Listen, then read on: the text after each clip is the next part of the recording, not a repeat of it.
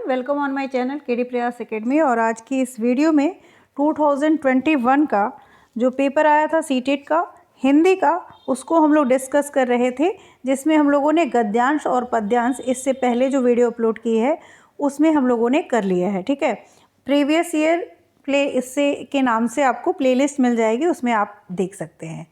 तो यहाँ पे 2018 हो गया, 2019 हो गया और 2021 का हम लोग पेपर देख रहे हैं, जिसमें हम लोग हिंदी के जो गद्यांश और पद्यांश से 15 क्वेश्चंस आते हैं उनको देख चुके हैं। अब शिक्षण वाले क्वेश्चन को हमको देखना है। तो नीचे दिए गए प्रश्नों के लिए सबसे उचित विकल्प का चयन कीजिए।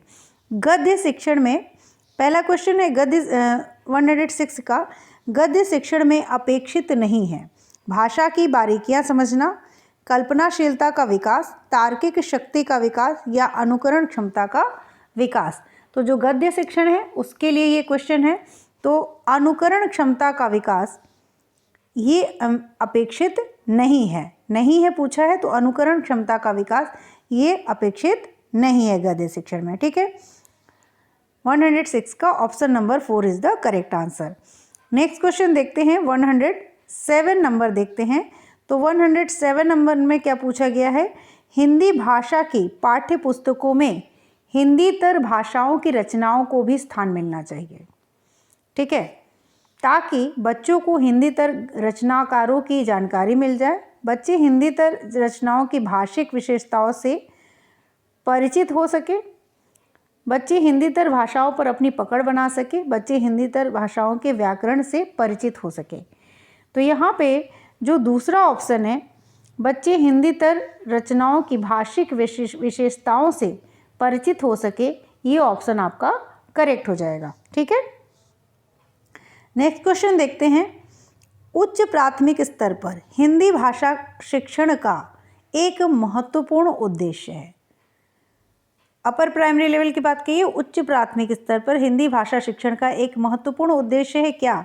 हिंदी भाषा की नियमबद्ध प्रकृति को पहचानना, हिंदी भाषा के व्याकरण को कंठस्थ करना, हिंदी भाषा के प्रसिद्ध रचनाकारों को जानना या हिंदी भाषा की प्रसिद्ध रचनाओं को जानना। तो 108 का जो ऑप्शन नंबर 1 है, नियमबद्ध, हिंदी भाषा की जो नियमबद्ध प्रकृति है उसको पहचानना। ठीक है, देखिए प्राइमरी लेवल पे हिंदी उसका एक उद्देश्य अलग हो जाएगा, लेकिन उच्च प्राथमिक स्तर की बात जब की गई है तो यहाँ पे उद्देश्य अलग है। ठीक है, दोनों में अंतर है और दोनों में ऑप्शन भी इसी तरीके से अलग आएंगे, तो आपको अलग प्रश्न का आंसर चुनना होगा। अगर प्राथमिक स्तर की बात करता तो यहाँ पे एक महत्वपूर्ण उद्देश्य अलग हो जाता, लेकिन यहाँ पे उच्च प्राथमिक स्तर बात किया गया है, इसलिए आंसर आपका 108 का ऑप्शन नंबर 1, नियमबद्ध प्रकृति को पहचानना इज द करेक्ट आंसर। ठीक है, क्वेश्चन नंबर 109, भाषण परिचर्चा संवाद बच्चों की क्षमता का विकास करने में सहायक है। लिखित अभिव्यक्ति, मौखिक अभिव्यक्ति, कल्पनाशीलता, अनुकरण। तो यहाँ 109 का मौखिक अभिव्यक्ति जो है वो भाषण परिचर्चा संवाद से बच्चों की मौखिक अभिव्यक्ति क्षमता का विकास होता है। ठीक है, तो यहाँ पे option number 2 is the correct answer. Question number 110, गद्य रचना को पद्य में रूपांतरित करना और पद्य को गद्य में रूपांतरित करना में मदद करता है। साहित्य के सर्वोत्कृष्ट सृजन में अभ्यास प्रश्नों को गढ़ने, भाषाई संरचनाओं पर अधिकार या भाषा व्याकरण पर अधिकार। तो 110 का ऑप्शन नंबर 3 यानी भाषाई संरचनाओं पर अधिकार में मदद करता है। गद्य रचना को पद्य में रूपांतरित करना और पद्य को गद्य में रूपांतरित करना भाषाई संरचनाओं पर अधिकार में मदद करता है। ठीक है, अभी अगर आप लोग चैनल पे फर्स्ट टाइम है तो प्लीज़ सब्सक्राइब कर लीजिएगा और एक लाइक तो ज़रूर करिएगा, ताकि मुझे भी अपने काम जो मैं काम कर रही हूँ उस पर थोड़ा सा करने का और मोटिवेशन मिले। और कमेंट में भी बताइएगा कि वीडियो कैसी लग रही है या नेक्स्ट वीडियो किस चीज़ पे होनी चाहिए। जो भी लोग तैयारी कर रहे हैं, सीटेट की तैयारी कर रहे हैं अगर, तो चैनल से ज़रूर जुड़िएगा। और आगे हम लोग जो भी परीक्षाएं आने वाली हैं, चाहे वो सुपर टेट हो चाहे जो भी हो, वो हर चीज़ की तैयारी हम इस चैनल पे करेंगे। ठीक है, चलिए आगे के क्वेश्चंस को देखते हैं। 8वीं कक्षा में हिंदी भाषा सीखने सिखाने के लिए आप किस सामग्री को सर्वाधिक महत्व देंगे? पाठ्य पुस्तक, साहित्यिक सामग्री, व्याकरण की पुस्तक या पोस्टर? तो 111 का ऑप्शन नंबर 2 यानी साहित्यिक सामग्री इज द राइट आंसर। ठीक है, नेक्स्ट क्वेश्चन है, आप 6ठी कक्षा के बच्चों के लिए हिंदी भाषा सीखने सिखाने की किस पद्धति का समर्थन करेंगे? क्लास 6 के बच्चों के लिए जिसमें बच्चों को बोलने के अवसर मिले, जिसमें बच्चों को पाठ्य पुस्तक बिल्कुल ना पढ़नी हो, जिसमें बच्चे परस्पर अंतःक्रिया करें, या जिसमें बच्चे केवल लेखन कार्य करते हैं। तो यहाँ पे अंतःक्रिया वाला ऑप्शन बिल्कुल सही हो जाएगा। ठीक है, एक्टिविटी बेस्ड अंतःक्रिया है, तो हिंदी भाषा सीखने सिखाने की पद्धति में अंतःक्रिया वाला जो टॉपिक आ जाए अगर आपको, तो ये ही ऑप्शन आपका बेस्ट है, जिसमें बच्चे परस्पर अंतःक्रिया करते हैं। ठीक है, नेक्स्ट क्वेश्चन है, त्रिभाषा सूत्र के अनुसार स्कूल में पहली भाषा जो पढ़ाई जाए वह हो या कौन सी भाषा? मातृभाषा या क्षेत्रीय? हो या क्षेत्रीय? मातृभाषा हिंदी, हिंदी अंग्रेजी, अंग्रेजी विदेशी। तो 113 का ऑप्शन नंबर 1 जो है वो करेक्ट हो जाएगा, मातृभाषा हो या क्षेत्रीय भाषा। नेक्स्ट क्वेश्चन जो है, व्याकरण पढ़ाने की आगमन विधि पर सर्वाधिक बल देती है। आगमन विधि किस पर सर्वाधिक बल देती है? नियमों पर, परिभाषा पर, उदाहरणों पर या मानकता पर? तो आगमन और निगमन दो विधियां हैं। तो आगमन विधि जो है वो क्या है? उदाहरण पे सर्वाधिक बल देती है। तो आगमन विधि उदाहरण से नियम की ओर जाता है एक विधि, और एक विधि नियम से उदाहरण की तरफ जाता है।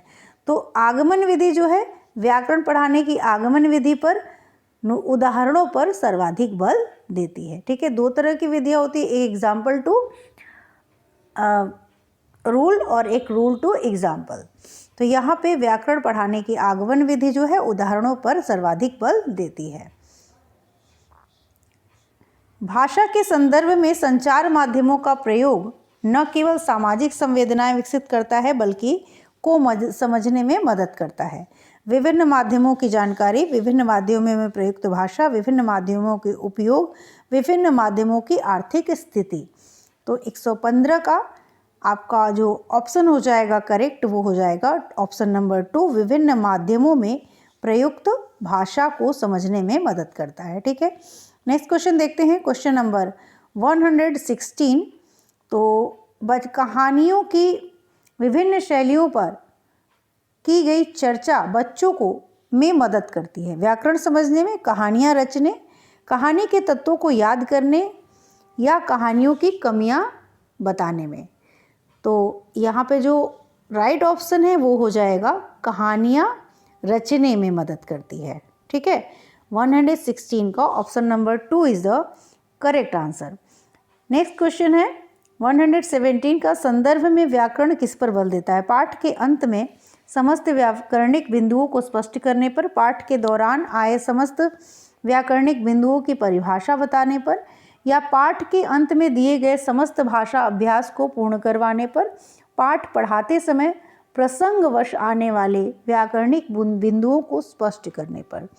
तो जो व्याकरण संदर्भ में व्याकरण जो है वो पाठ पढ़ाते समय प्रसंगवश आने वाले व्याकरणिक बिंदुओं को स्पष्ट करने पर बल देता है। ये आंसर आपका करेक्ट हो जाएगा। ठीक है, क्वेश्चन नंबर 117 का option number 4 is the correct answer. Next question है, प्रत्येक भाषा शिक्षक को इस बात की जानकारी जरूर होनी चाहिए कि उसकी कक्षा के बच्चों की पृष्ठभूमि क्या है? आर्थिक व सामाजिक, सामाजिक व व्यवसायिक, भाषिक व सांस्कृतिक या सांस्कृतिक व आर्थिक। तो यहाँ पे क्या फिल हो जाएगा? यहाँ पे फिल हो जाएगा आपका भाषाई व भाषिक व सांस्कृतिक पृष्ठभूमि क्या है। ठीक है, तो 118 का option number 3 is the correct answer. Next question देखते हैं, क्वेश्चन नंबर 119 क्या कह रहा है? 7वीं कक्षा में पढ़ाने वाले ऋषभ ने, प्लीज़ आप लोग वीडियो को लाइक ज़रूर करिएगा। 7वीं कक्षा में पढ़ाने वाले ऋषभ ने बच्चों को जल संरक्षण पर आधारित सरकार द्वारा जारी पोस्टर दिखाए और चर्चा की। ऋषभ द्वारा प्रयुक्त सामग्री है अनुपयोगी, मनोरंजक, कृत्रिम या प्रामाणिक। तो यहाँ पे जो आपका करेक्ट आंसर हो जाएगा वो है प्रामाणिक। ठीक है, तो प्रामाणिक आंसर आपका यहाँ पे सही हो जाएगा। कविता शिक्षण के 119 का option number 4 is the correct answer. और क्वेश्चन नंबर 120 में आता है, कविता शिक्षण के समय शिक्षक द्वारा ऐसे प्रश्नोत्तर पर बल देना चाहिए जिनके उत्तर सरल हो, जिनके उत्तर विभिन्न हो, जिनका उत्तर एक ही हो, जिनका एक ही उत्तर हो, या जिनका उत्तर पुस्तक में दिया हो। ठीक है, तो यहाँ पे जो आपका करेक्ट आंसर हो जाएगा वो हो जाएगा 120 का ऑप्शन नंबर 2, जिनके उत्तर विभिन्न हो। कविता शिक्षण के समय शिक्षक द्वारा ऐसे प्रश्नोत्तर पर बल देना चाहिए जिनके उत्तर विभिन्न हो। तो यहाँ पे हमारा हिंदी का जो प्रश्न पत्र जिन्होंने भाषा 1 का हिंदी का चुनाव किया था उनके पेपर हम लोगों ने पढ़े। और हिंदी में ऐसा नहीं होता है कि भाषा जिन्होंने लैंग्वेज 1 में हिंदी का चुनाव किया या भाषा 2 में हिंदी का चुनाव किया हो उनमें ज़्यादा अंतर होता है। बहुत ज़्यादा अंतर नहीं होता है, सेम ही होता है। मैंने दोनों पेपर देखा है और उसमें भी गद्य पद्य आता है, इसमें भी गद्य पद्य आता है। और जो आपकी शिक्षा शास्त्र है उससे आपके 15 क्वेश्चन बनते हैं, उसमें भी 15 क्वेश्चन बनते हैं। तो आप ये मत देखिए कि भाषा 1 का दिखाया जा रहा है या भाषा 2 का हिंदी दिखाया जा रहा है। क्वेश्चंस सेम ही है और इधर के उधर वो करके पेपर बनाते हैं। तो इस तरीके से जब आप प्रैक्टिस करते हैं ना तो आपका कॉन्फिडेंस लेवल बढ़ेगा और उस कॉन्फिडेंस लेवल के बढ़ने के कारण जैसे ही आपके सामने क्वेश्चंस आएगा तो आप घबराएंगे नहीं कि इस तरह के क्वेश्चंस तो मैंने पहली बार दिए हैं। प्रीवियस ईयर पेपर देने से यही फ़ायदा होता है कि आप इस तरह के क्वेश्चंस के एक हैबिचुअल हो जाते हैं, आदी हो जाते हैं। और उस तरह के क्वेश्चन जब आपको पेपर में दिखते हैं तो ये सब जो भाषा जो हिंदी इस पेपर में लिखी हुई है ना उस हिंदी को पढ़ने की आदत बन जाती है। तो उस तरह की हिंदी को कभी ऐसा नहीं लगता कि अरे ये हिंदी तो मैंने सुनी ही नहीं है, तो वहाँ पे समस्या नहीं होगी। इसलिए प्रीवियस ईयर पेपर ज़रूर करना चाहिए और खुद से करने सॉल्व करके ऑप्शन आप कमेंट बॉक्स में आपके कितने सही हो रहे हैं ये भी बताइए कि कितना आपको आता था।